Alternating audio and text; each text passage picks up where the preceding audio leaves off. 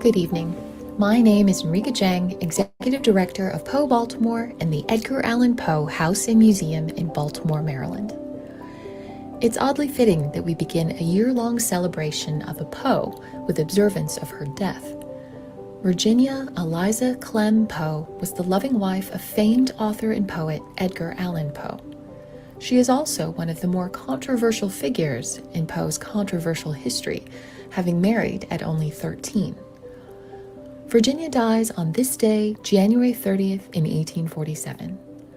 Despite second-hand account of her talents, not much is known about who she was, or might have been. Was her story not bound so thoroughly in her husband's legacy, and a violent illness that cut her life short at the age of 24?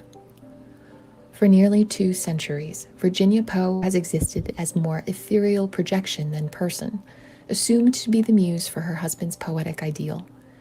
And as Poe himself declared the most poetical subject in the world to be the death of a beautiful woman, for many fans and readers, Virginia's story is easily reduced to the one thing we know for sure about her. She died young and beautiful.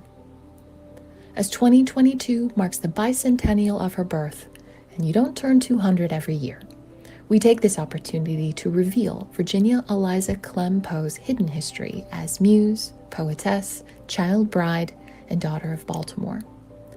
And though we cannot know her, the Virginia Poe Bicentennial will be a year of exploration, with monthly virtual and in-person programs including graveside chats, hidden history, discussion series, and exhibits. Tonight we begin the Bicentennial honoring the anniversary of her death.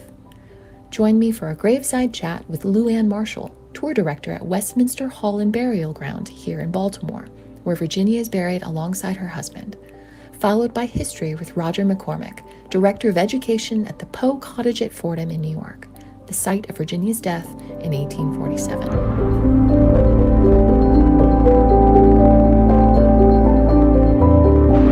Hi, my name is Lou Ann Marshall, and I'm tour director at Westminster Graveyard and Catacombs, and we're here to celebrate Virginia's 200th birthday.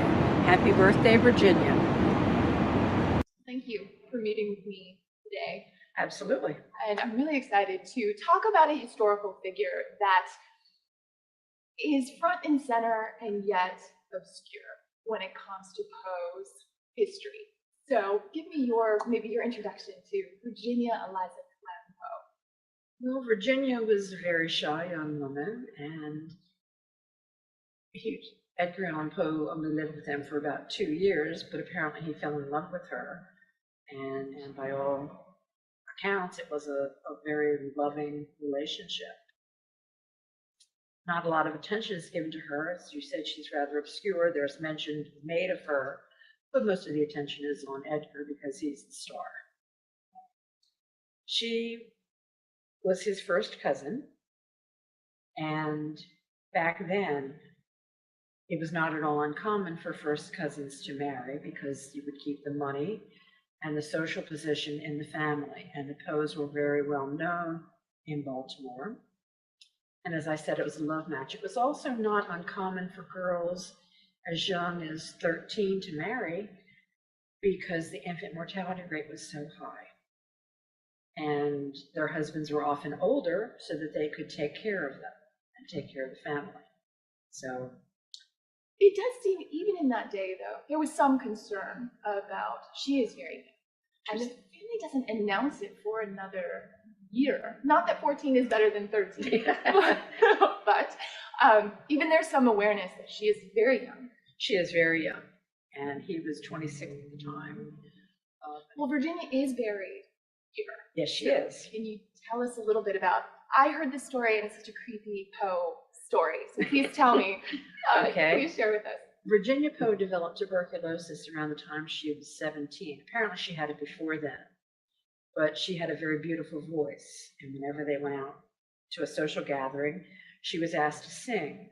And in one such gathering, she started hemorrhaging from her mouth, which was probably, as I said, a later sign of tuberculosis. So from the age of 17 until 24, she was very sick.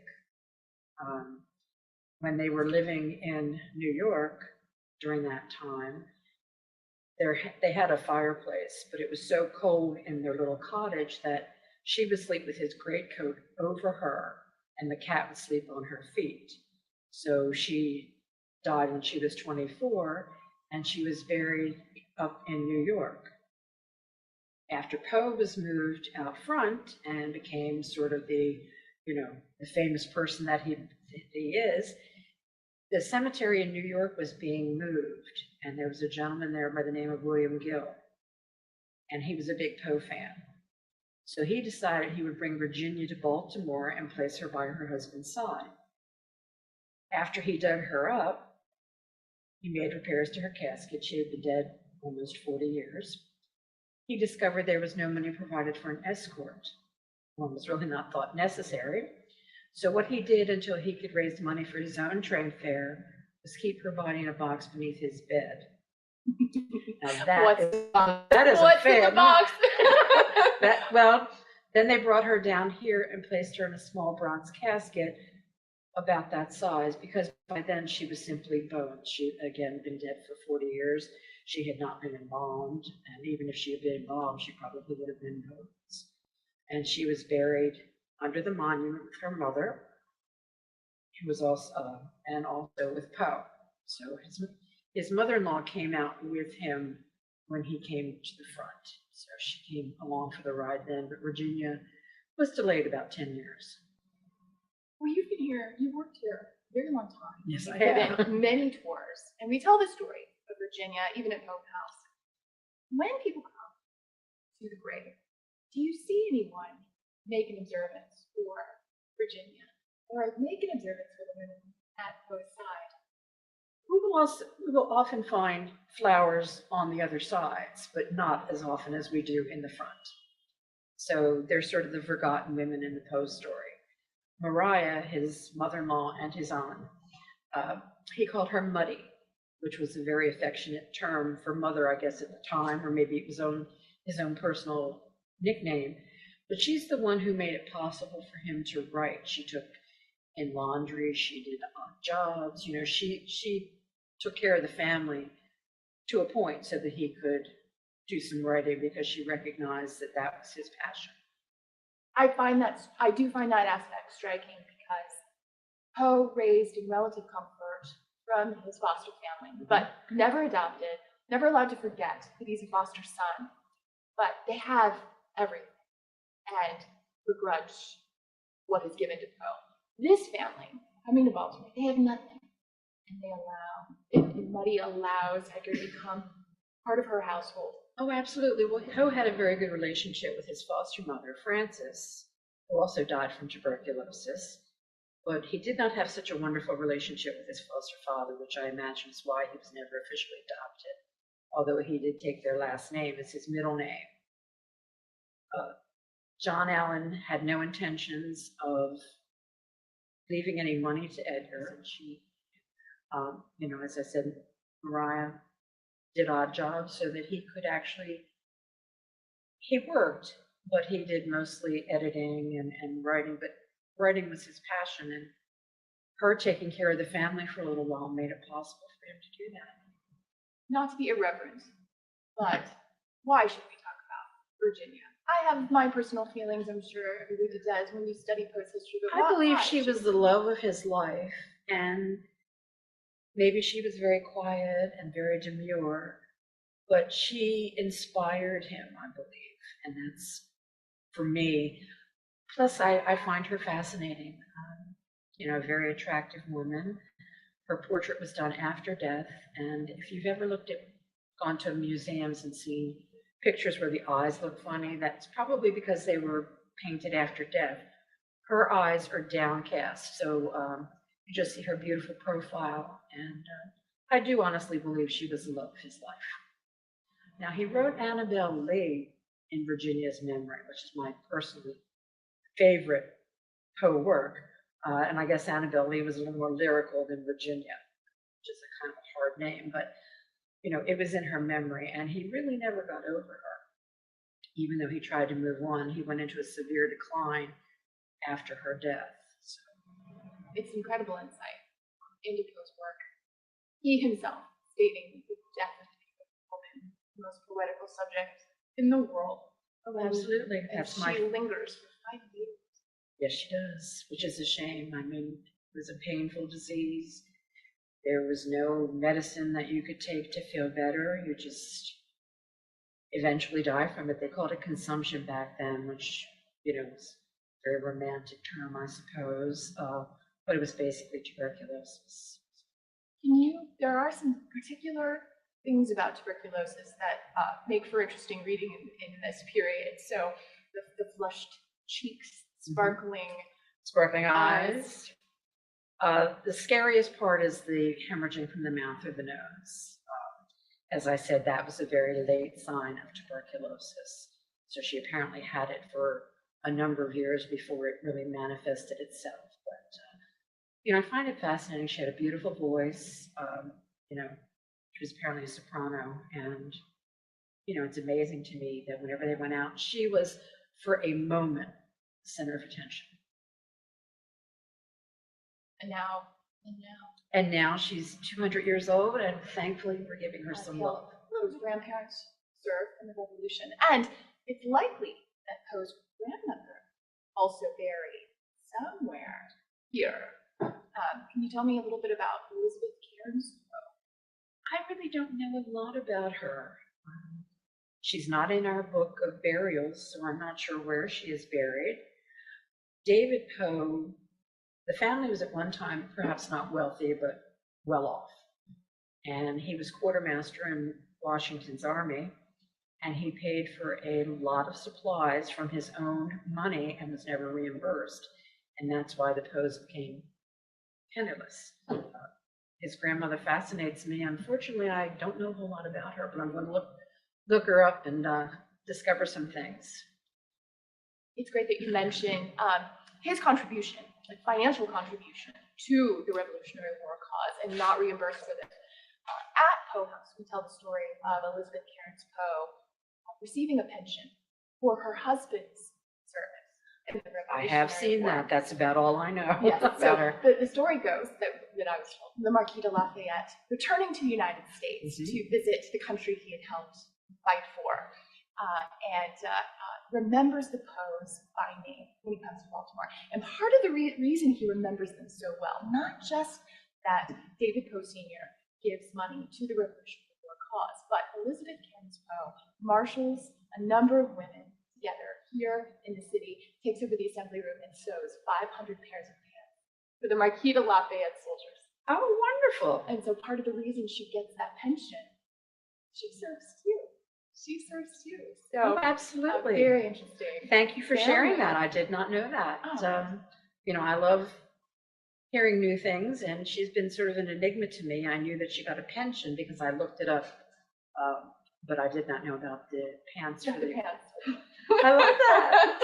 The hidden work that women do. And often are not recognized for, but, you know, we're the power behind the the force, what makes them able to be what they are, I believe. All the more reason to celebrate Virginia. Yeah, I do believe she was his inspiration for many.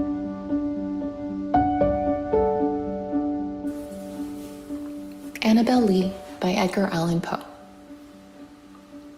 It was many and many a year ago, in a kingdom by the sea, that a maiden there lived whom you may know by the name of Annabel Lee. And this maiden, she lived with no other thought than to love and be loved by me. I was a child, and she was a child in this kingdom by the sea. But we loved with a love that was more than love, I and my Annabel Lee, with a love that the winged seraphs of heaven coveted her and me.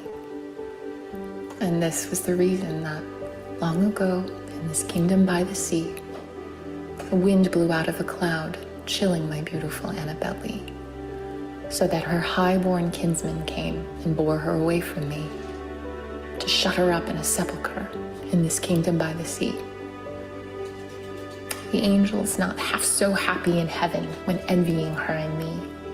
Yes, that was the reason, as all men know in this kingdom by the sea, that the wind came out of the cloud by night, chilling and killing my Annabel Lee. But our love, it was stronger by far than the love of those who were older than we, of many far wiser than we. And neither the angels in heaven above nor the demons down under the sea can ever dissever my soul from the soul of the beautiful Annabel Lee. For the moon never beams without bringing me dreams of the beautiful Annabel Lee. And the stars never rise, but I feel the bright eyes of the beautiful Annabel Lee. And so, all the night tide, I lie down by the side of my darling, my life and my bride, in her sepulchre there by the sea, in her tomb by the sounding sea.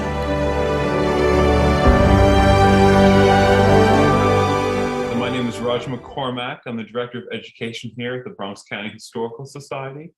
We administer the Edgar Allan Poe Cottage, the last permanent home of the writer, and the oldest Poe museum in the United States, which was first opened in 1913. And today I'm going to be talking about the death of Virginia Poe.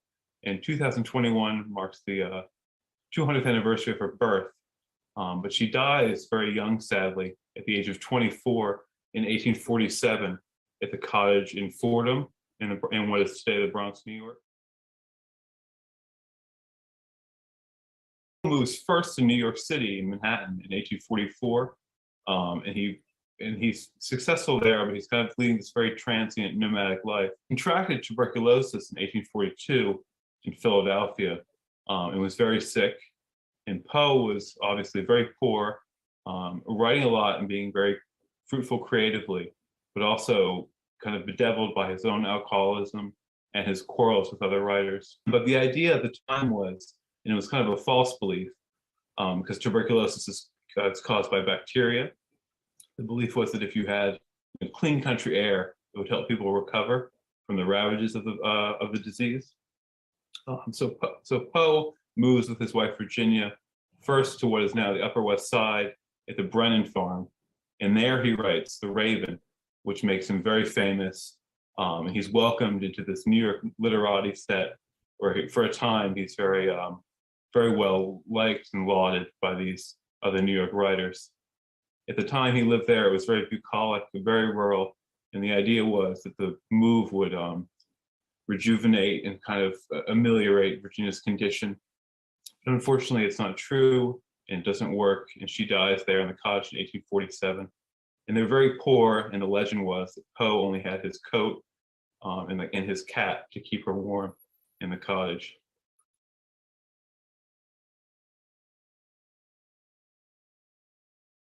I think Virginia Poe is interesting in that she was his muse in many ways.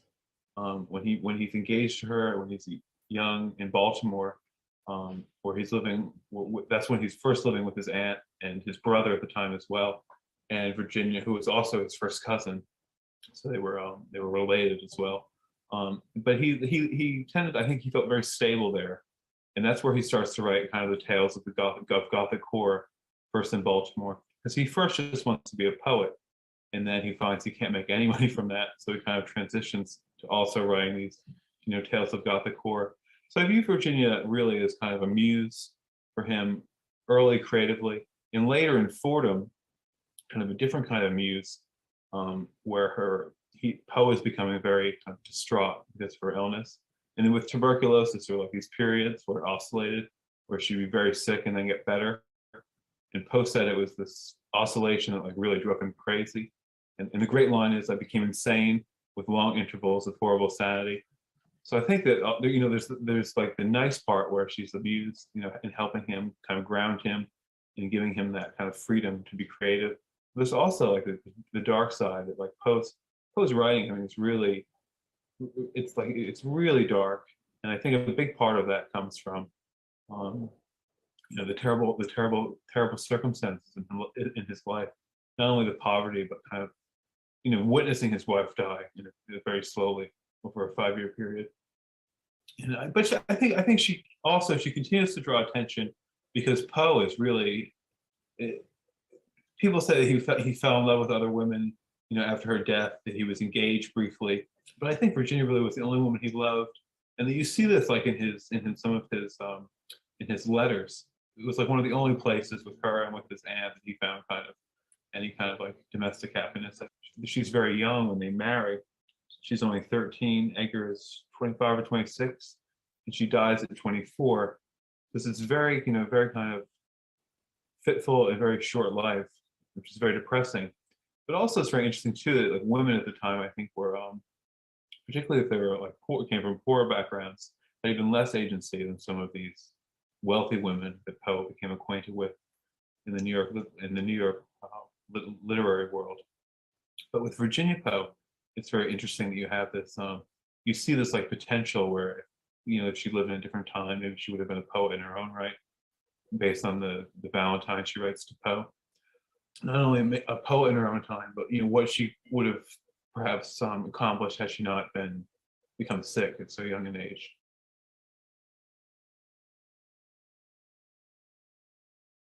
And the story of her burial is very interesting. She's buried first at the Dutch Reformed Church in nearby in the Valentine family burial plot. The Valentine family was a famous Bronx family that owned Cottage that Poe rented. So Virginia is buried there first, and Poe, of course, dies in Baltimore, and he's buried in Baltimore. And his aunt, who lived with him as well, Maria Clem, she's also died and is buried in Baltimore. And Virginia Poe is moved to the grave with Edgar and Maria Clem in 1885. Before that, there's a legend that when they were destroying the cemetery in Fordham, that William Gill, who was a Poe biographer, was talking to the sexton when they were digging her bones up, and took a box of her bones and kept them with him in his apartment in New York,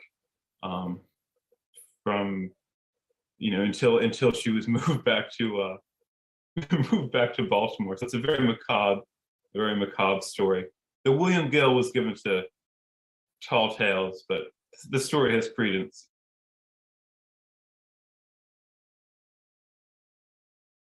You can experience what Poe's home would have looked like. He lived there, and we have a number of prints, illustrations.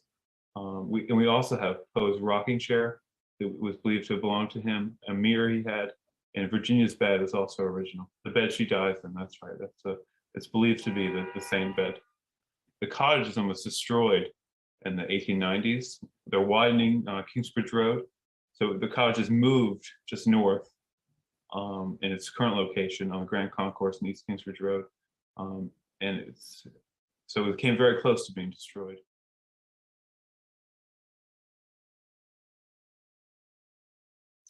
So Edgar Allan Poe at this time is, when he's living in Fordham, is embroiled in the scandal of the New York Literati Wars, and it involves, not to go too into depth, but it involves a series of letters from two women that Poe had been kind of acquainted with in a kind of a flirtatious way.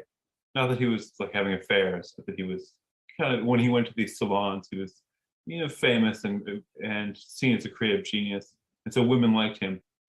And that Virginia writes this poem for Poe for his birthday, where she describes wanting to be free from the tattling tongues of the rumor mill of New York. She could write poetry, and she was in Poetic, she was a singer as well. She had a very nice singing voice. But that's just interesting in that it's kind of a light into how she thought about things, where we don't have a lot of record.